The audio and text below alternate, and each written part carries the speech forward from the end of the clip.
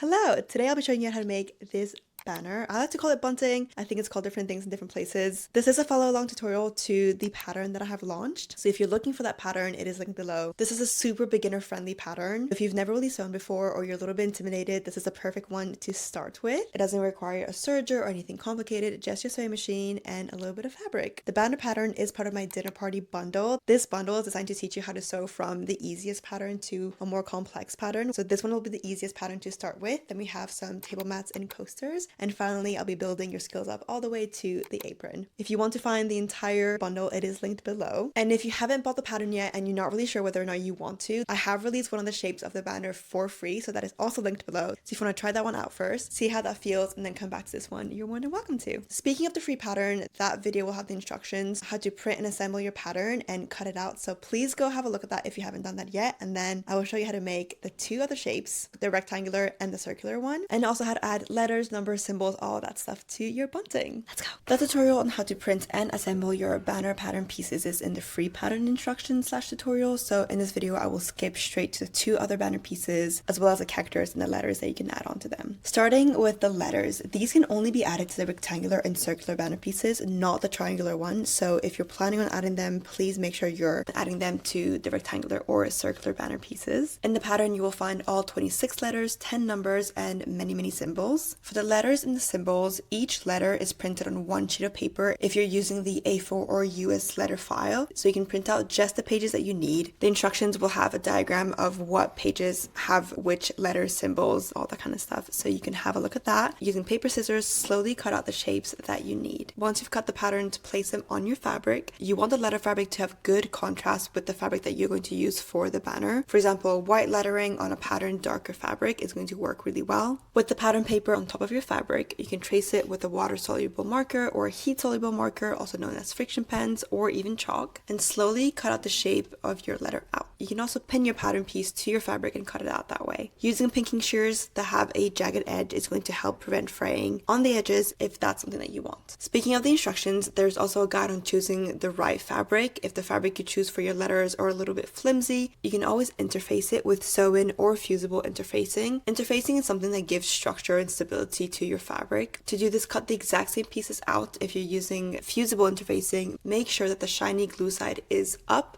and not mirrored. Use your iron to press this to the wrong side of your letters and it's going to give it good structure. All interfacing sets at a different pace, so double check that it's all well pressed before you move on. Otherwise, you will end up with letters that are bubbling like I did here. I'm not a huge fan of interfacing personally, but it was feeling very flimsy, so I wanted to give it a shot and I did not press it long enough. To sew the letters onto the base, place your letters on the right side of the banner. I have actually added fold lines both vertically and horizontally so you know exactly where the midpoint of your banner is. You can fold each letter in 4 and find the midpoint of your letters as well and match that midpoint to the midpoint of the banner to make sure that your letters are at the center of your banner. I personally like to eyeball this step, but if you want to be very precise, that is what you can do. Pin the letters to your banner. Some testers told me that they use a spray-on adhesive on the back of the letters to keep them in place while sewing the letters onto the banner, so you can also give that a shot. Use a zigzag stitch with a low to regular stitch length and sew around the perimeter of the letter shape. When going around a sharp corner, lower your needle, lift your presser foot,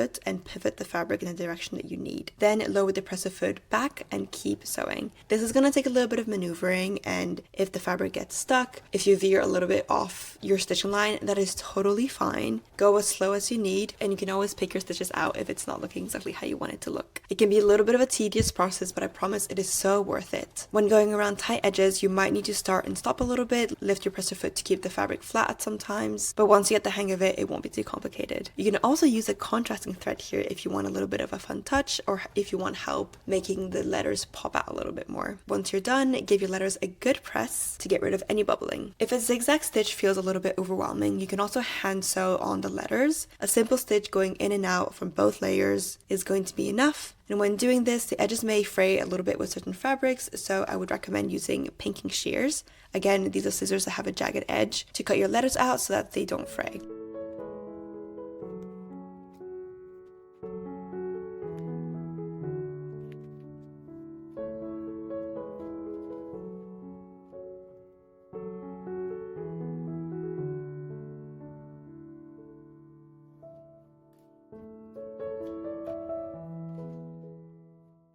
Now that you have your letters ready, let's put the bunting together. To make the rectangular bunting, lay the two pieces right sides together and use pins or clips to keep them together. You want to sew along the sides and the bottom with a 1/2 inch or 1.3 centimeter seam allowance. When beginning to sew, you want to backstitch for a couple of stitches to make sure that nothing comes falling apart, and then start sewing along the first line. When you get to the corner, you want to get to where the stitching lines from the sides and the bottom would meet. You lower your needle, lift your presser foot, rotate your fabric 90 degrees, lower your presser foot, and keep sewing. Sometimes it is easier to actually draw out your stitching line. This would be your seam allowance, in this case 1/2 inch or 1.3 centimeters, that distant from the edge of the fabric. So you can use a ruler to draw that out to give you a bit more of like a visual guide. The key to having sharp corners here is to trim the corner to make turning inside out a little bit easier. It also helps reduce any bulk, but make sure you're not cutting any of your stitching. Turn your batter inside out and use a sharp but dull object to push the corner out from the inside.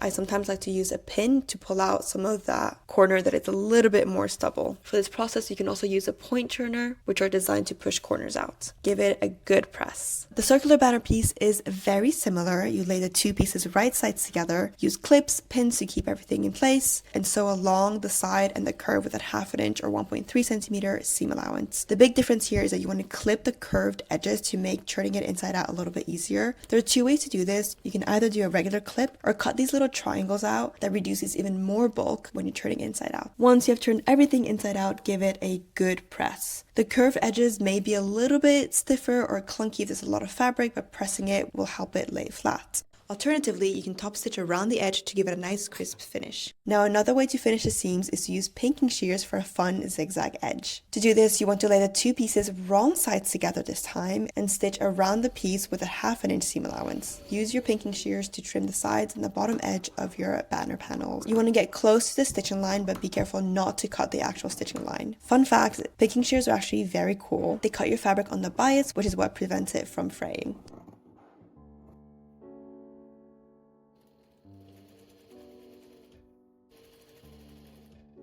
To make the binding, again, please refer to the free banner video where I walk you through it, and it goes into a lot of details, how to make your own, how to use store-bought ones. But you want to use a double fold binding. I would definitely recommend getting store-bought ones if you've never used it before, but if you're up for a challenge, then you can also make your own. This will help you be able to pick the exact color and shade and width that you want. Take your binding and sandwich your finished bunting in the middle fold. The outer edges of the binding should be tucked in and no raw edges should be seen. You want to use a lot of clips and pins here to make sure that the banner isn't going anywhere when you're handling it. It's truly up to you how far apart you want each bunting piece to be. I like to have about 1 inch, which is 2.5 centimeters in between each panel, but it depends on what style I'm making. It is totally up to you how much binding you want at the beginning and the end. I like to keep it quite short, but I know some people like to have it a little bit longer so that they can use the excess to tie it somewhere. Sew a line of stitching close to the outer fold of the binding to secure the bunting panels to the binding. This again can take a little bit of time. I don't like to pin everything in at first. I will put the first banner in the fold, sew it close to the edge, and then keep adding the banner panels as I go, but that's also because I'm quite confident that everything will turn out nice and clean.